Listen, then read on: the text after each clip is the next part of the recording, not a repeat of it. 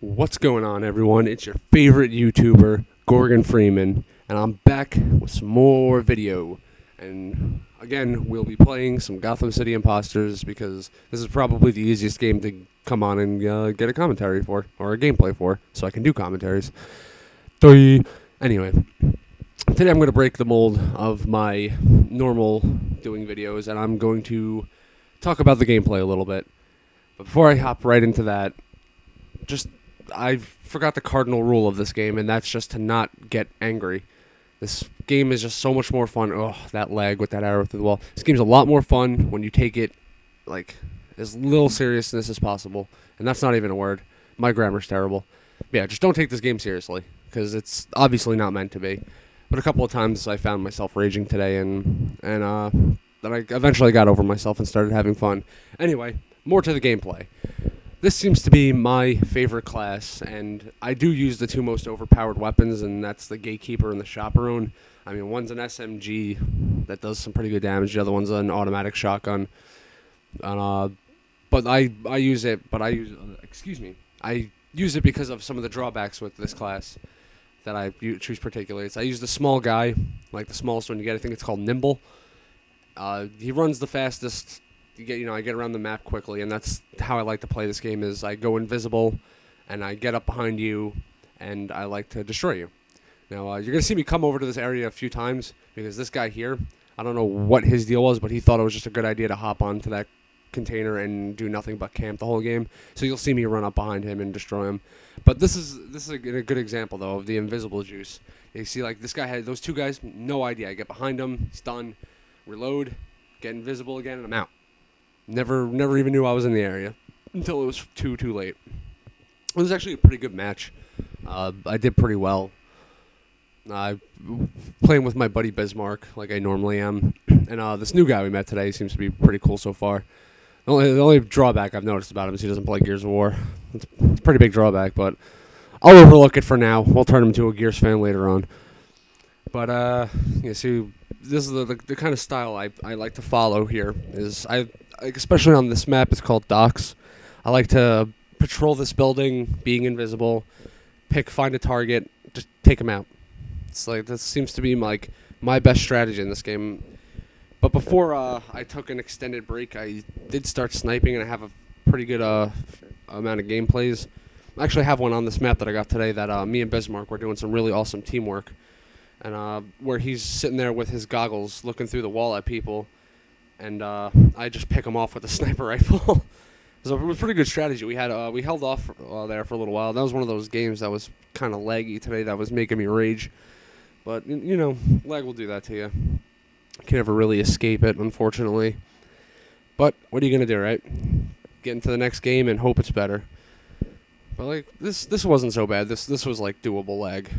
Just taking arrows through walls kind of gets on your nerves a little bit, though. And that was one of the big problems I seem to have today. But yeah, see, there's Matt again with that. Matt von Bismarck with his motivator, is the bullhorn is called in this game. All he does is he keeps me alive. Anytime I get damaged enough, I'll run to him. He'll health me up. He'll hold that room down, tell me what's going on. So like right there, that guy had. Why did I just run past that guy? That was a bad call. But see, here he is again. You see me choking miserably to get up to him. Stupid trampoline. Like right there, he should have saw me. I was right in front of him. When you're invisible, it's kind of easy to notice where people are. Like, 'cause you'll hear a pretty strange sound. You'll see like your screen will warp where the invisible person is. So I mean, like, there's tells to where they are. And like right there, I was coming out of the invisibility, and he just like refused to acknowledge my existence, which is okay by me, because in my book that's a free kill, and everyone likes those. And who wouldn't? Make you look better at the end of the day. See, here's where I thought I was gonna get destroyed. They all knew I was there, and one of my teammates just came in and started destroying them. And then this room here, like, ever since there was a DLC weapon they introduced called the Witch Doctor. I don't have it myself because I never got the DLC, but it was a good idea because it stopped people from camping in rooms like this. You can get it, it's a gun that shoots like an electric ball, and it'll bounce off of walls. So like I can shoot it from outside of any of the entrances and just like stun everybody in the room and send a couple of teammates in there, and we can just wipe it out and take it over ourselves. That this map seems to mostly be focused around this section. And as you can see, as I spend most of my time here for like, I guess probably even the rest of the game. Who knows? There I go again. I'm just running around invisible. This is not the only game you'll see me do this on. Play Borderlands. I have the Siren character who turns invisible and runs away pretty fast. Seems to be a reoccurring theme with the kind of style I play these days. And we're looking, we're waiting. Not a lot going on at the moment. Sorry about the bit of lull in the gameplay, but I seem to have located my next target, and that's going to do it for him.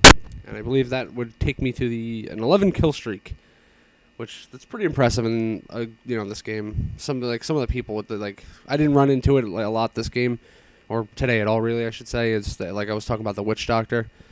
Didn't really see too much of it. I guess not a lot of people had the DLC, or they just didn't like the weapon particularly. But here he is again. Still has no idea.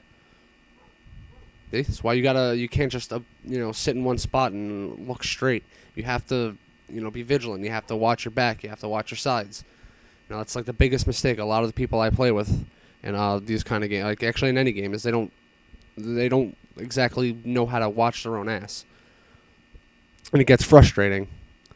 Especially like when you're playing a game like Gears, and teamwork is like the big thing. If you're not watching your buddy's ass and you're not helping out, what are you doing in the game? Selfish players in Gears of War don't ever do anything. They're always at the bottom. But this, like I said, this isn't about Gears of War. This is about Gotham City. And the same thing applies though. If you play selfishly, you're gonna find yourself doing poorly and at the bottom of the scoreboard. And you know what? Being at the top of the scoreboard means a lot to a lot of different people. I'm one of those people. I don't want to be on the bottom. I like to be in the number one. It's just like, hey, look at me. I'm better than all of you. If you don't want to be that guy, you're lying to yourself and everyone else. But, yep. Just gonna keep running around in the circle. Strategy. Up there's that weapon I'm talking about, the Witch Doctor. See that electric ball right there? It hits you, it freezes you in place, and for my character and my playstyle, that hurts me a lot because I like to keep on the fly. I'm moving around. I got my my portableness gets taken away. I'm done. My guy has very little health compared to the other classes, and that's a huge drawback for me when I get hit by that weapon. There's also another one that was really getting to me before. I think it's called the Buccaneer, I believe, and it's some kind of it's like a rocket launcher that shoots parrots, and really, that is so freaking aggravating because again, it hurts my character especially because it kills my movement, and it's like damn you parrots. Your freaking squawkiness.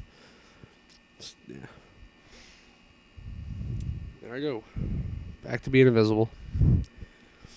I'm just gonna spawn trapping people with my invisibleness. That's how I roll. See, there this guy again. These two guys kept coming back here and trying to get us. Never once thought to look behind them. It's not good play, guys. You're not going to get a lot of things done just watching one spot constantly. And that's why campers are bad players. Because they don't know how to watch their own backs. They sit in a corner and their back can't even be touched. But, when you give me an advantage like invisibility, your camp is gone. There's nothing you're going to be able to do to stop me because you're never going to see me coming. And that is things about balance I love the most. I'm pretty sure this gameplay is wrapping up. I hope you guys enjoyed.